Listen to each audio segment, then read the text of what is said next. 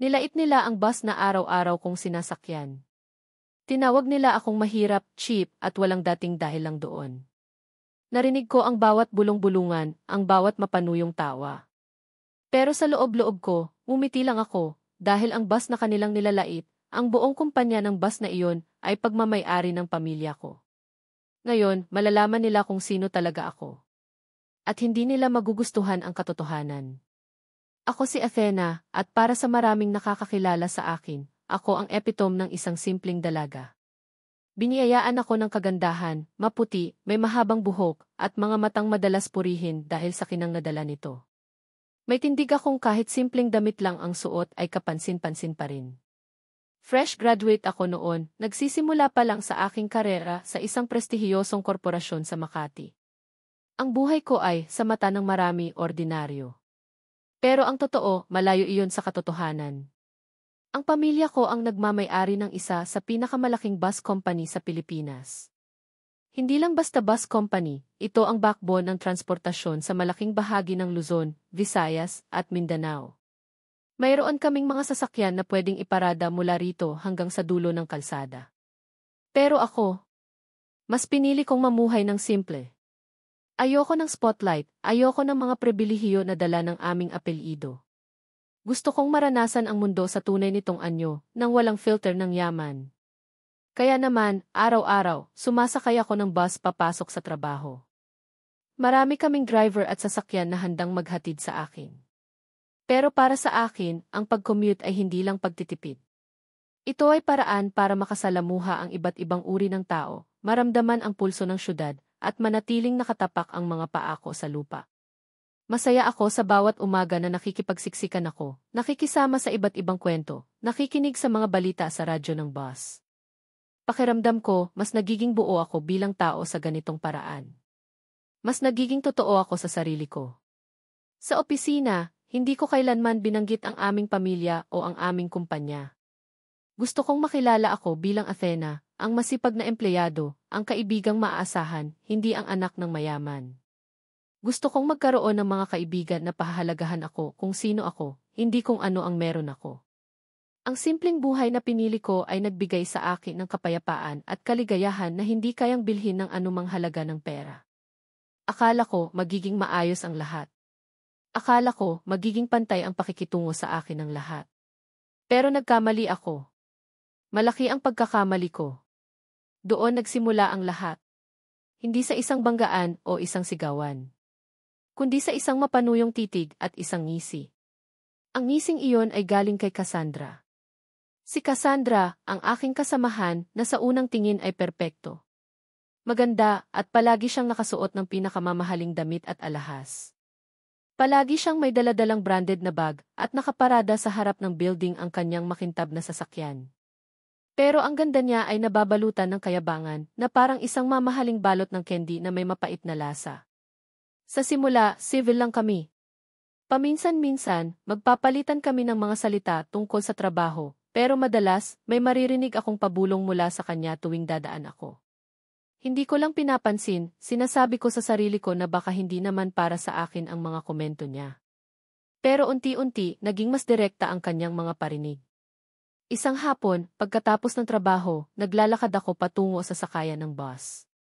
Nakita niya ako mula sa kanyang sasakyan.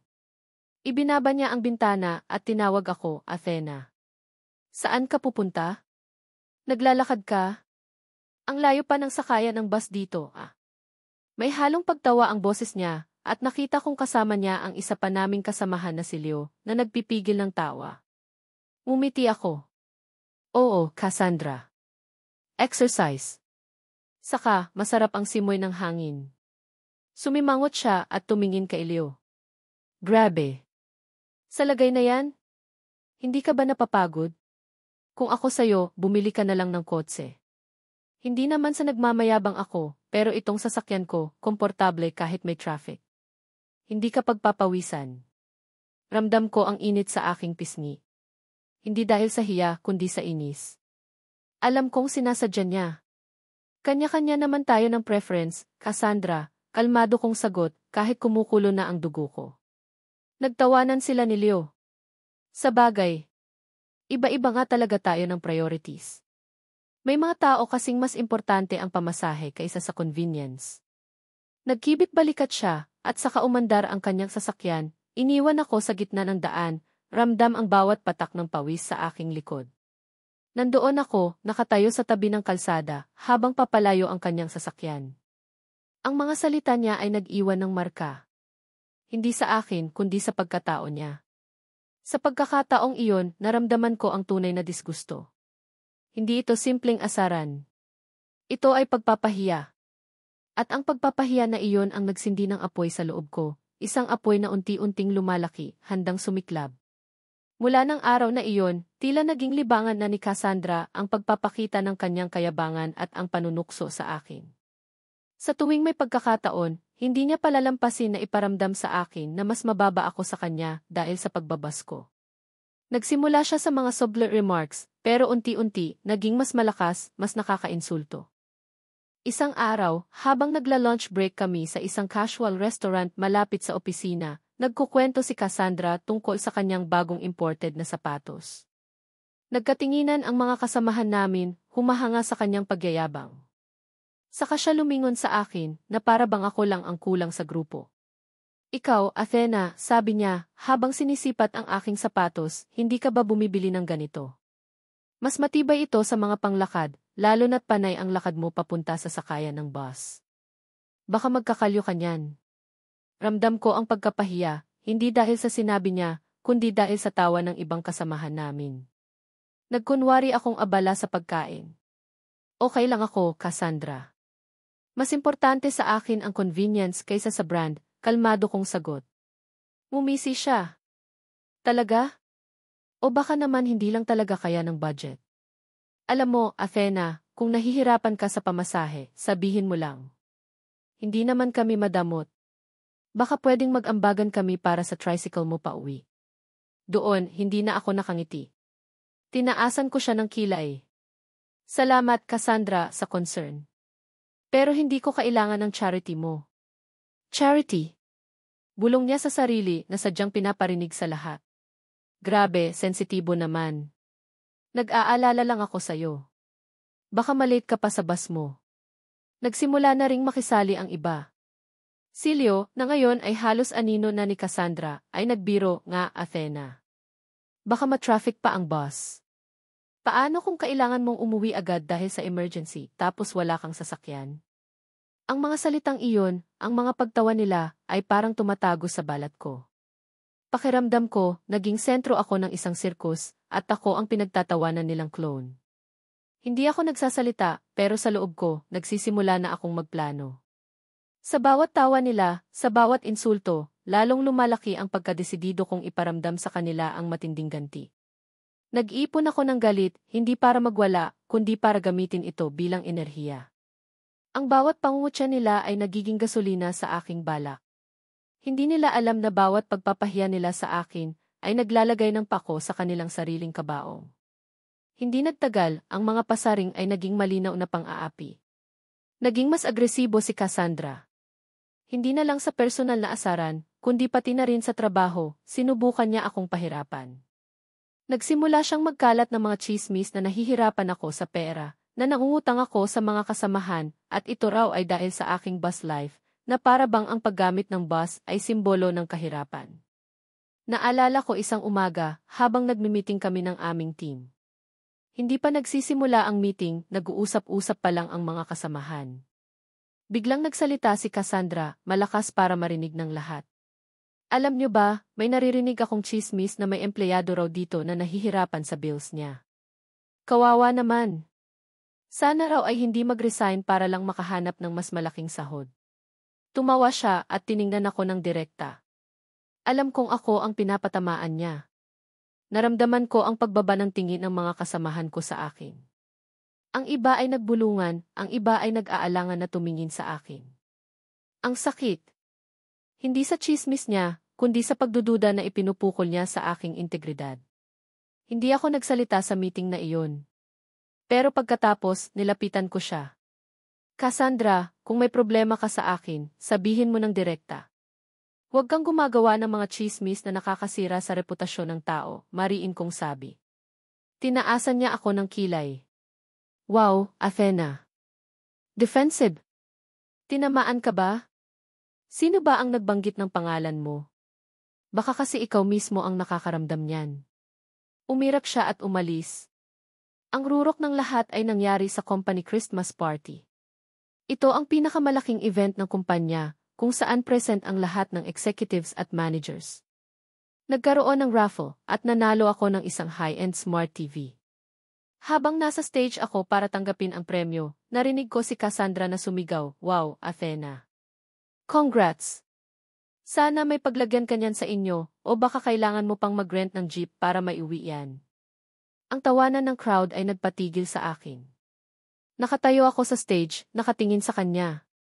Ang microphone ay nasa kamay ko.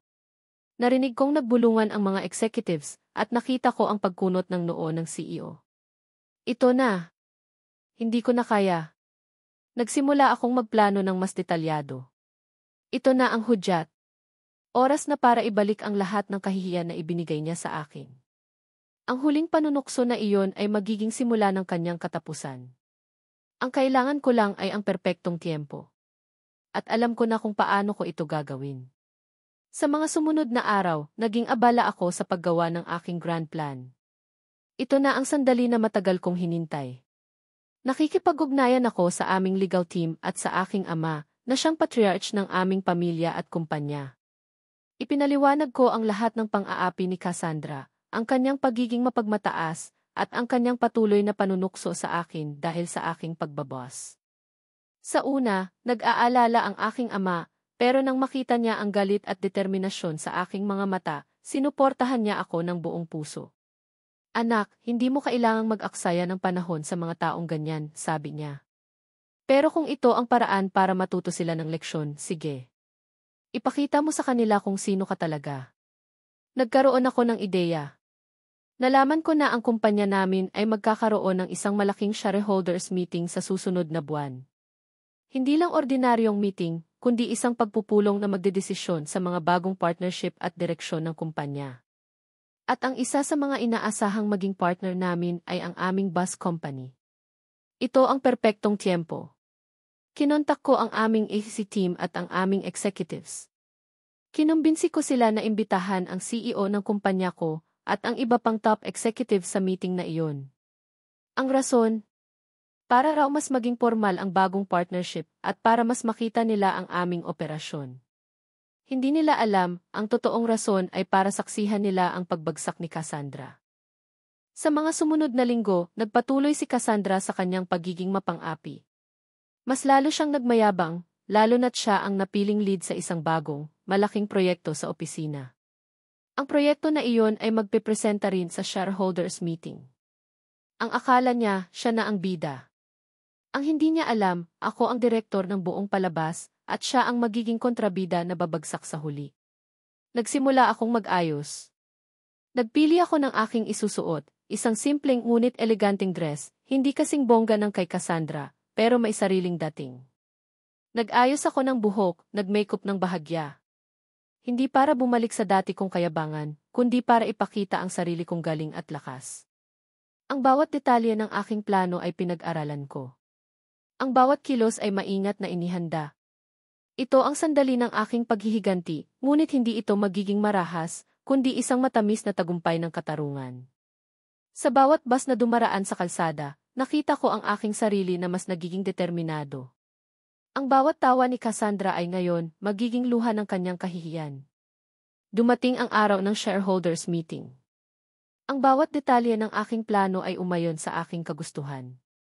Ang meeting ay ginanap sa isang napakagarang function hall na may malaking screen para sa mga presentasyon.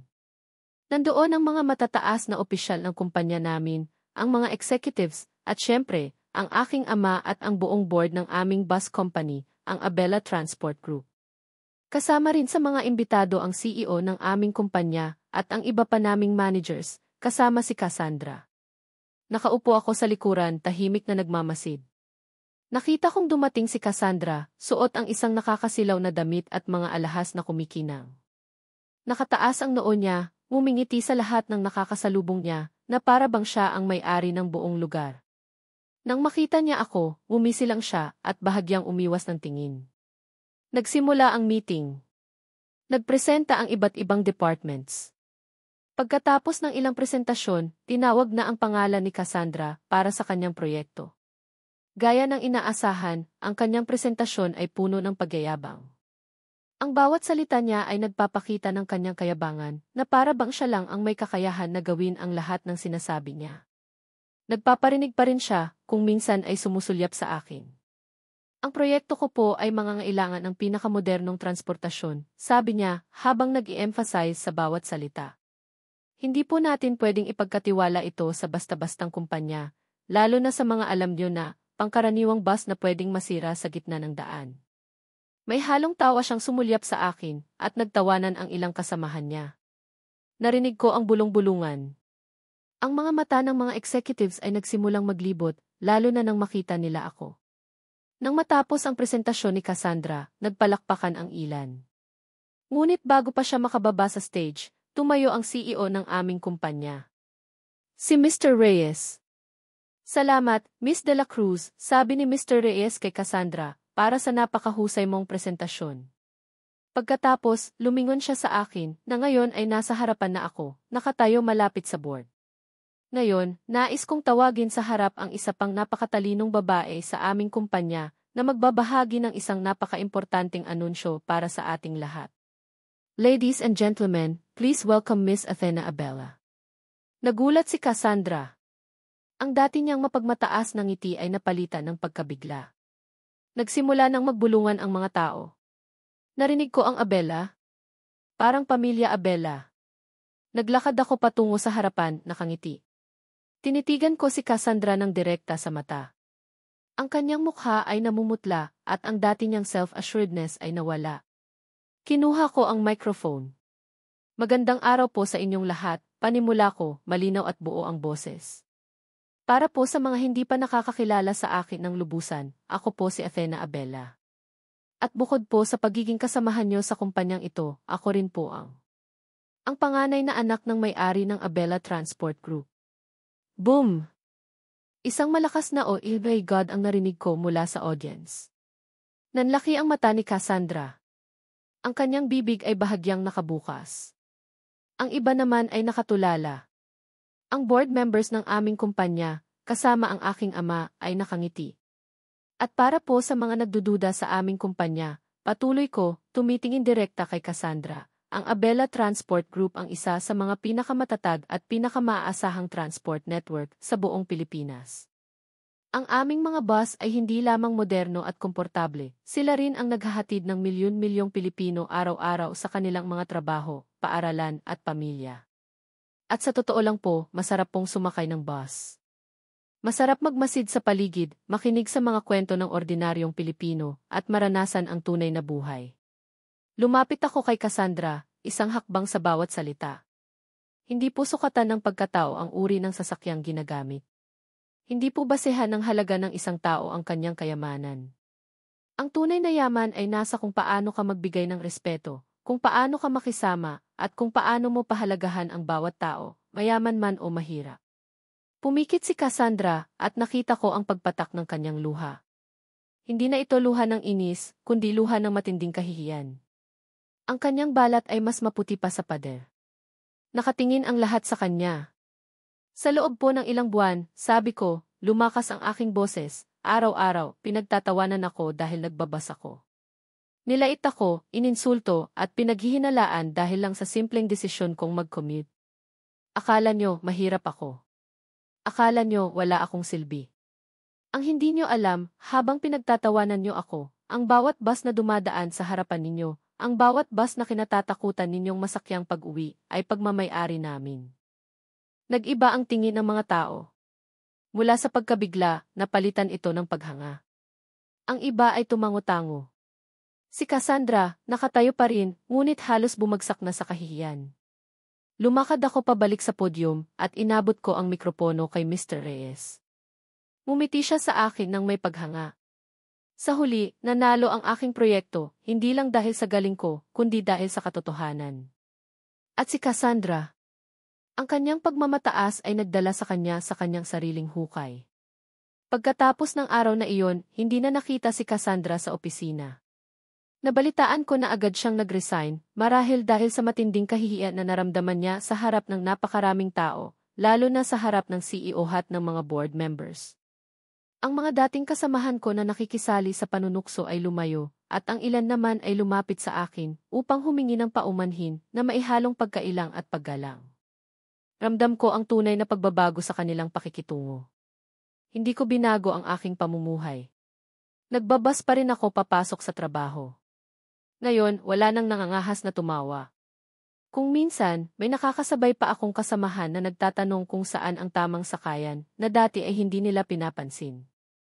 Ang respeto na ibinibigay nila ngayon ay tunay na, hindi dahil sa posisyon ng aking pamilya, kundi dahil sa kung sino ako at sa paninindigan ko. Ang lahat ng karanasan na ito ay nagturo sa akin ng napakaraming bagay. Ang pera ay hindi kailanman naging at hindi kailanman magiging sukatan ng pagkatao. Ang tunay na halaga ng isang tao ay nasa kanyang kabutihan, sa kanyang pagpapakumbaba, at sa kung paano niya tratuhin ang iba, anuman ang kanilang estado sa buhay. Ang kayabangan ay laging may katapusan, at ang karma ay laging bumabalik sa pinakamabagsik na paraan. Sa huli, ang pinakamasarap na ganti ay ang makita ang katotohanan na lumabas. Ang makita na ang hustisya ay nanaig ng walang dahas. Napatunayan ko sa kanila na hindi lahat ng nagbabas ay mahirap at hindi lahat ng may kotse ay mayaman sa pagkatao. Ang buhay ko ay mas payapa na ngayon. Hindi na ako nagpapatalo sa mga mabababaw na pananaw ng iba.